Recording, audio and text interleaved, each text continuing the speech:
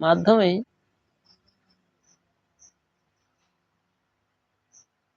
সে বেশ্যা বসুর নিকট প্রস্তাব দিলেন।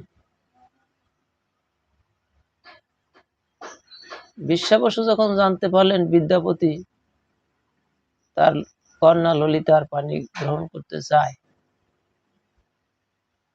তখন সে শবরদের সকলকে ডেকে তাদের অনুমতি ক্রমে ললিতাকে বিদ্যাপতির হাতে তুলে দিলেন। এমনি ভাবে যখন সে কালাতিপাত করছে, বিদ্যাপতি লক্ষ্য করছে যে তার শ্বশুর মহাশয় বেশ্যা বসু প্রতিদিন পূজার সামগ্রী নিয়ে ধূপ দীপ নৈবেদ্য ফলমূল বিভিন্ন উপকরণ নিয়ে থালা সাজিয়ে কোথায় যেন যায় এবং গভীর রাত্রে ফিরে আসে। কিন্তু যখন সে গভীর রাত্রে ফিরে আসে, তখন তার যে অঙ্গ গন্ধটা, তার কাছ থেকে যে সুঘ্রাণ বা সৌরভটা বের হয়, অত্যন্ত মনোমুগ্ধকর। যে সুগন্ধ সচরাচর মানুষ উপলব্ধি করতে পারে না, এমন অঙ্গ গন্ধ তার।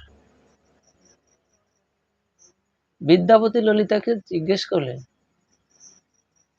যে এর কারণটা কি, কোথায় যায় এবং প্রতিদিন রাত্রে গভীর রাত্রে ফিরে আসে। ললিতা বললেন যে আমার পিতা নীল পর্বতের গুহায় ভগবান বিষ্ণুকে নীল মাধব রূপে, ওখানে ভগবান বিষ্ণু আত্মপ্রকাশ করেছে।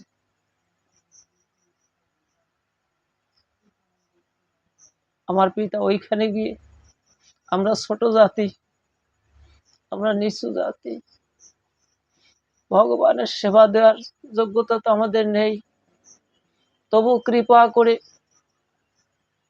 ভগবান বিষ্ণু নীল মাধব রূপে ওই নীল পর্বতের গুহায় থেকে আমার পিতার সেবা পূজা গ্রহণ করছে।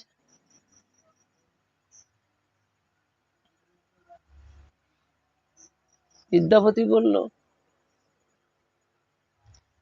যে আমি এই নীল মাধবকে দর্শন করতে চাই।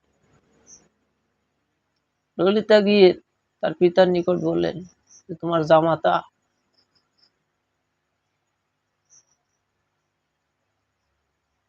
প্রভু নীল মাধবকে দর্শন করতে চায়। বেশ্যা বসু বললেন যে দর্শন করতে চায়, যেতে পারবে, কিন্তু বিদ্যাপতিকে তোমার চোখ বেঁধে দিতে হবে। যখন আমার সঙ্গে যাবে তখন চোখ বেঁধে দিতে হবে। বিদ্যাপতি তাতেই রাজি হলো। সে ললিতাকে বলল যখন আমি যাব তখন আমার কাপড়ের কোচায় কিছু সরিষা তুমি দিয়ে দিবে। ঠিক তাই করা হলো। পরবর্তী দিন যখন নীল মাধবের সেবা দিতে যাবে নীল পর্বতে, সঙ্গে সঙ্গে রওনা হলেন বিদ্যাপতি। আজকে বেশ্যা বসু যাচ্ছে যে পথ দিয়ে কোনোদিন যায় না, প্রতিদিন যে পথ দিয়ে সেই পথে যাচ্ছে না, বিকল্প পথ দিয়ে ভিন্ন পথে সে রওনা হয়েছে। আর বিদ্যাপতি কি করেছে, যে পথ দিয়ে যাচ্ছে ওই কাপড়ের কোচার থেকে ওই সরিষাগুলি আস্তে আস্তে ছেড়ে দিয়ে যাচ্ছে। তার কারণ এই পথে আসতে হলে ওই সরিষাগুলি একসময় গজিয়ে যাবে। আজকে আমি চোখ বাঁধা অবস্থায় গেলাম, কিন্তু পরবর্তীতে যদি আমার যেতে হয়, তাহলে ওই সরিষাগুলি যখন গজিয়ে যাবে, ওগুলি দেখে দেখে আমি সেই পথ অনুসরণ করে নীল পর্বতে যেতে পারবো। এখন তোমার চোখ বাঁধা, আমি তো বুঝতেছি না কোন পথ দিয়ে যাচ্ছি। এবার যখন নীল পর্বতে গুহায় গিয়ে উপস্থিত হলে, সঙ্গে সঙ্গে চোখটা খুলে দেওয়া হলো। নীল মাধবকে দর্শন করে বিদ্যাপতি আবেগে আপ্লুত হয়ে প্রভুর চরণ দর্শন করলেন।